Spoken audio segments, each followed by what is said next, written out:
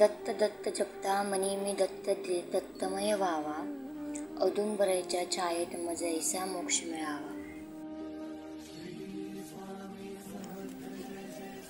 नमस्कार मंडळी, मी छाया तुमचं माझ्या चॅनलमध्ये स्वागत करत आहे.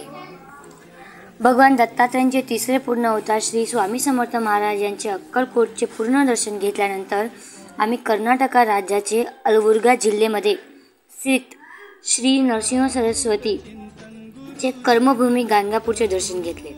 स्वामी नरसिंह सरस्वतींनी म्हणजे दत्तांनी आपले जीवनाचे 23 वर्ष गाणगापूरच्या या पवित्र भूमीवर वसाहत केले आहे आणि या जागेवर मागच्या 600 वर्षापासून त्यांचे चरण पादुका भक्तांच्या दर्शनासाठी भक्तांना दर्शन देण्यासाठी विद्यमान केलेले आहेत. आणि याच भूमीवर भगवान परशुरामांनी जगत कल्याण कार्यासाठी शेकडो वर्ष तपस्या केली आहे.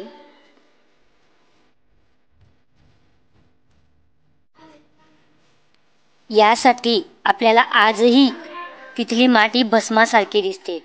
अक्कलकोटहून गाणगापूर जायला तुम्हाला आरामाने एसटी बस किंवा प्रायव्हेट वाहन भेटून जाईल. अक्कलकोटहून गाणगापूरची लांबी 70 किलोमीटर आहे. अक्कलकोटहून गाणगापूर जायला सुमारे 3 तास लागतात. 4 मंजिला बनलेले हे दत्तांचे मंदिर सुंदर मंदिराचे दर्शन होते.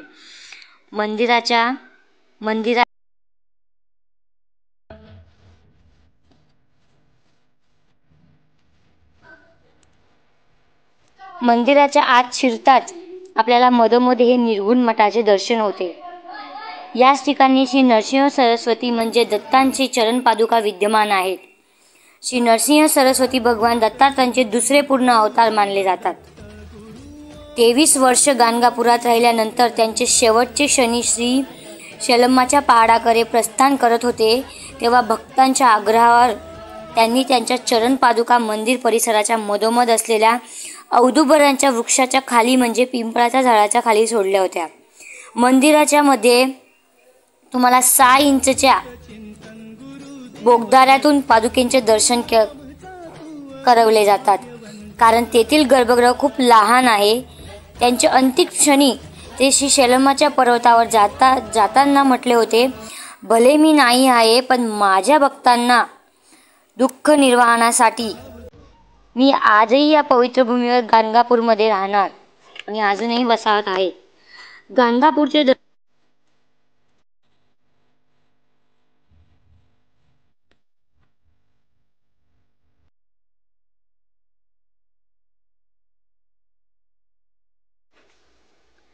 आम्ही संध्याकाळी काहीतरी गेलेलो मंदिरात.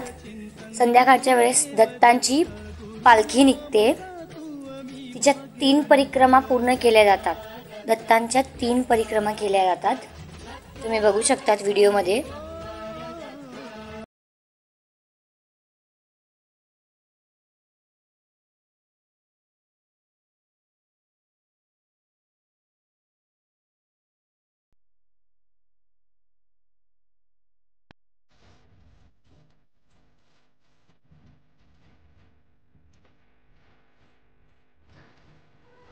अवधूत चिंतन श्री गुरुदेव दत्त श्रीपाद वल्लभ दिगंबरा.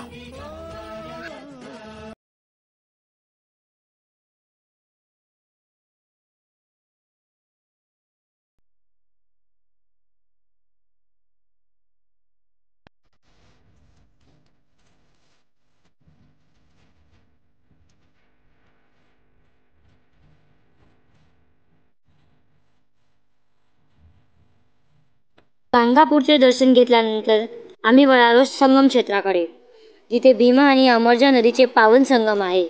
गाणगापूरहून संगम क्षेत्र 3 किलोमीटरच्या अंतरावर आहे.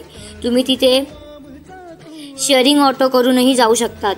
भीमा अमरजा या 2 नदींचा संगम होत असल्याने त्या क्षेत्राला संगम क्षेत्र असेही म्हटले जाते.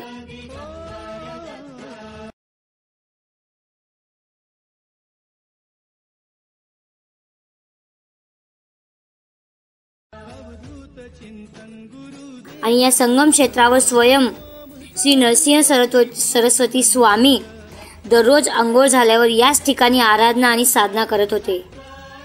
आणि प्राचीन प्रथानुसार जे भक्त दर्शनाला येतात त्यांचे सर्वप्रथम स्नान केल्यानंतर नंतरचे गुरु दत्तात्रेयांचे दर्शन घ्यावे जावे लागतात.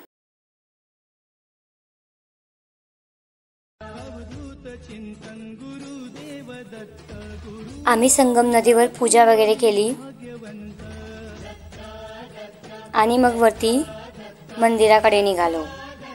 संगम स्नानाच्या पायऱ्यांजवळ एक मोठे भवन बनले आहे आणि त्या भवनाचे मधोमध तुम्हाला औदुंबराचे वृक्षही बघायला भेटेल. दत्तात्रेय भगवानचे एक भक्त कोडी भक्ताला कोड असल्या कारणाने त्याला चांगलं करण्याकरिता दत्तांनी या वृक्षाची उत्पत्ती केली होती असे मानले जाते. या वृक्षामध्ये स्वयं दत्त भगवानांचा वास आहे असे म्हटले जाते. या ठिकाणी तुम्ही 12ही महिने गुरुचरित्राचे पारायण होत असतानाही बघू शकतात. असंही मानलं जातं की त्या ठिकाणी स्वयं दत्त भगवान पारायण ऐकायला येतात. आम्ही निघालो कल्लेश्वर मंदिराकडे.